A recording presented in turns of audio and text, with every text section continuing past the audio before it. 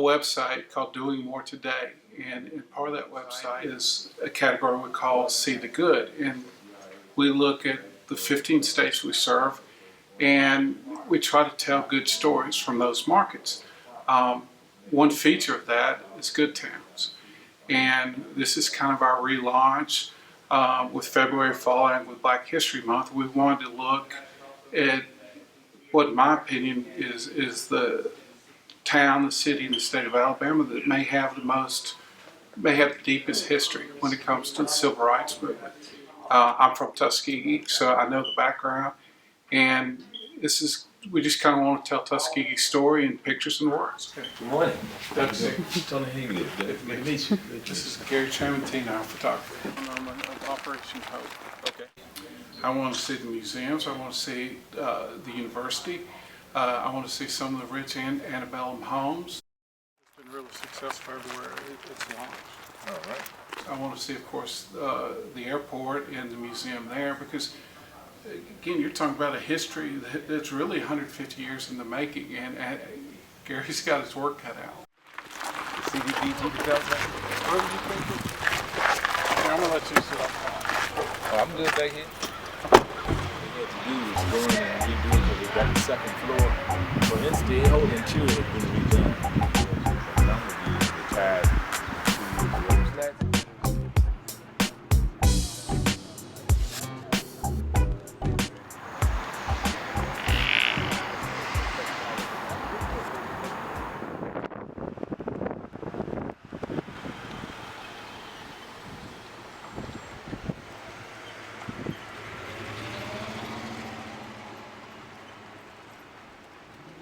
How y'all doing? Come on in. Hey, Mayor, how you doing? Good to see you. Great to see you. All right, always good to see you, man. Right. Come on. How you doing, Johnny Bailey? Hey, Johnny, Doug Sick. Come on in, guys. Well, welcome to the Commodore Museum.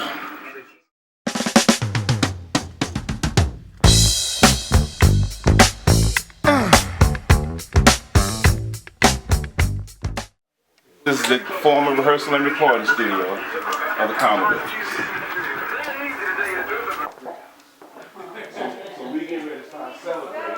This should be named the Brick House Building. The biggest song they ever had, and even I talked to Ronald about a month ago. He didn't even realize that it was 40 years of Brick House this year. Wow. Okay.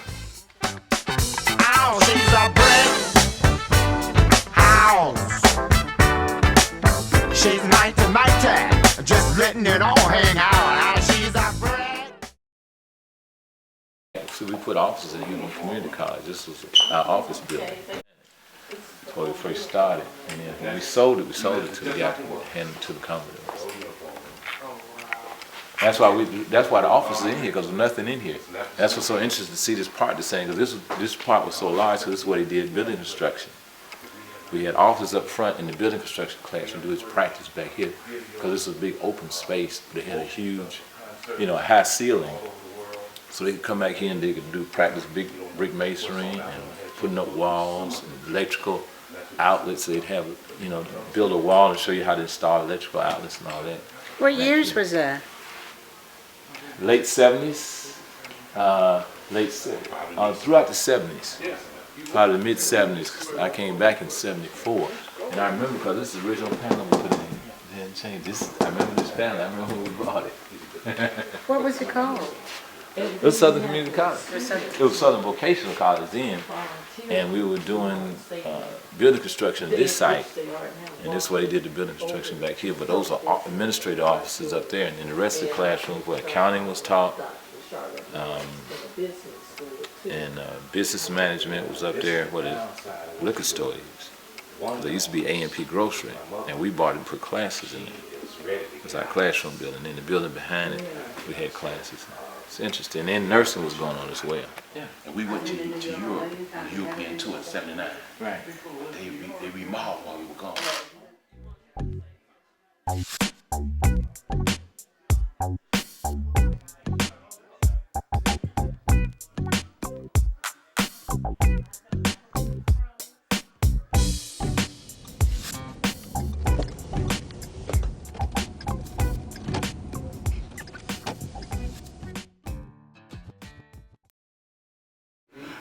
General Benjamin O. Davis, first African American to achieve that rank in the Army. He was on staff at the university. Ralph Ellison, novelist, writer of The Invisible Man, was a student. I didn't know that. Okay, Yeah. that's the one you surprised me on so far. Rosa Parks was born in Macon County, lived in Macon County. Robert Artella, the first African American to graduate from MIT with a degree in architecture. Chief Alfred Anderson, considered by many the father of African American aviation. Our principal museum has 3 sections, and I'm not leaving you out, man. I know you've been here a lot of times. Yeah, go ahead. Right in front of us is what we call a shared heritage area. It is a timeline that documents the history of Macon County and Tuskegee from prehistoric times right up until about 1946. It documents when the Native American arrived on the continent, the American of European descent, and the African Americans. Our center kiosk is totally focused on the Tuskegee syphilis study. And by the way, it's the 20th anniversary of the apology by President Bill Clinton will be this year in May. To my right is Tuskegee's contribution to the civil rights movement. Behind me is our museum store. And by the way, we've been featuring on Made in Macon. The state of Alabama had Alabama makers, so we kind of piggybacked off of that. If you see here behind you, the Made in Macon, a lot of our products in our gift shops have been made or produced by Macon Countyans. It is typically a self-guided tour. Yes. We would invite you to read, look, press buttons. Someone with the last name of Segrist is coming, I said. Yeah, he was the banker who started lending to black business clients when nobody else would do it. Preston Hornsby was the sheriff who hired the first black deputy, and you know, was almost run out of town. I mean, yeah, these were pretty brave. You know, the Clifford and Virginia Durr get a lot of credit, but these people, you know, I love the Durrs, but they were in Washington D.C. They were insulated from everything. Okay. We would, if possible, while you're standing by your grandmother's picture, and we'd love to have a copy of that picture while he's standing there beside his grandmother's picture. Yeah, I love that. Thank you.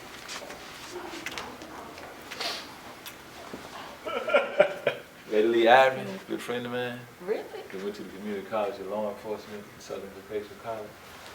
Tough. He used to wear 2 guns this way. He used to wear backwards when he had 2 guns. And then you hear one more guy, big red. And it's out of there, huh? I used to play ball with him.